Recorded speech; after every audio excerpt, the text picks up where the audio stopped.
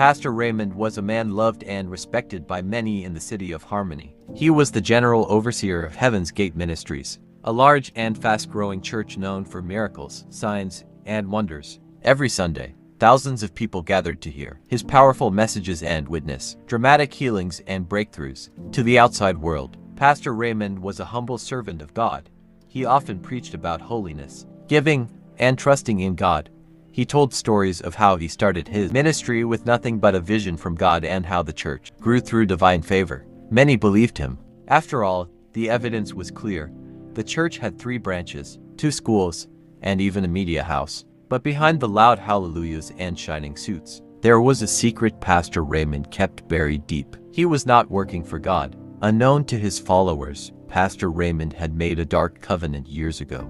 In his hunger for power, fame, and wealth, he had visited a powerful shrine deep in a forest far from the city. There, he met a spiritualist who gave him charms, rings, and incantations tools to attract people, control their minds, and drain their destinies. As a result, people who attended his church felt strange pulls toward him. They gave offerings beyond their means. Some sold lands, others emptied their life savings. In return, many of them fell into deeper hardship while Pastor Raymond grew richer and more powerful. The church workers noticed some odd things. Certain rooms were always locked. Strange candles were occasionally seen in the storehouse. And Pastor Raymond always insisted on being alone in the church on Saturday nights. But no one dared question him. They feared him. They believed he carried holy fire. David was a quiet young man in his late 20s. He had joined Heaven's Gate Ministries 3 years ago after losing his job and home. Pastor Raymond's powerful sermons gave him hope, and he believed the church had saved his life. He became an active member, always present,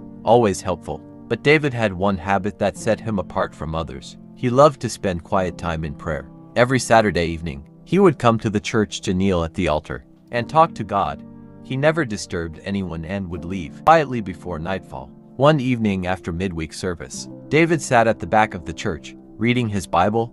An elderly woman came in crying. She had just lost her shop due to a failed business. David prayed with her, but deep inside, he was troubled. He began to notice a pattern. People would come with big testimonies and excitement, but after a few months, their lives would crash. Families broke apart, businesses collapsed, and some even died mysteriously. Yet Pastor Raymond remained untouchable, always shining, always increasing in wealth and influence. That night, David prayed a different kind of prayer. "Lord, if there is anything hidden in this church, show me," he whispered. "Let the truth be known." The following Saturday, David decided to stay a little longer than usual. The church was quiet, and most people had left. He sat at the altar with his Bible